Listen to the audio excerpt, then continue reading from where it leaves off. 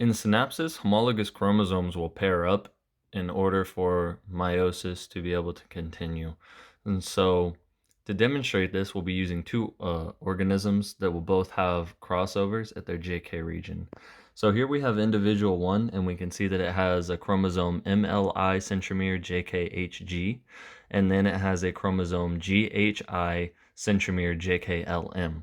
And so if you invert that second chromosome, you will see that both chromosomes share ML and HG. So then if we look at the middle three, we'll see that I centromere JK and KJ centromere I are inversions of each other. And so because that centromere is involved in the inversion, this will be a pericentric inversion. And so in order to illustrate inversions for synapsis, we'll be using this figure here.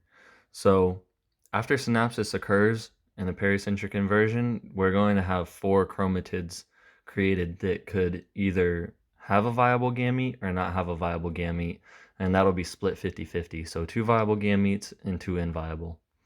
So if we follow the black line at the top, we'll see that it goes and it connects with MLI centromere JKHG.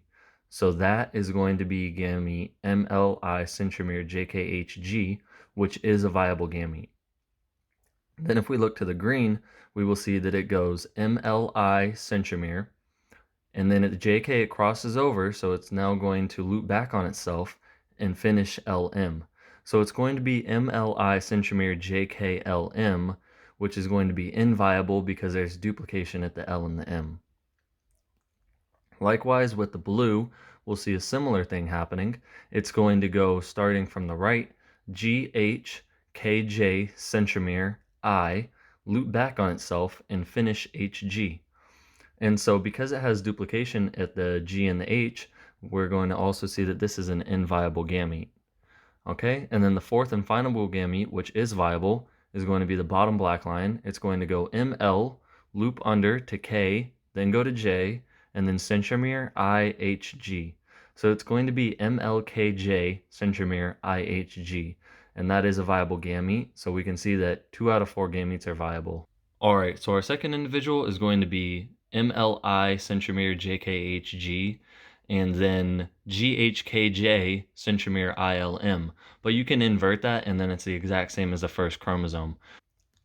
So if you follow the top black line, it goes MLI centromere JKHG.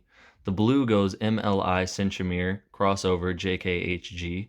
Green goes MLI centromere crossover JKHG. And the bottom black line goes MLI centromere JKHG. And all 4 of those again are viable gametes, which means that this individual will have higher fitness than individual 1.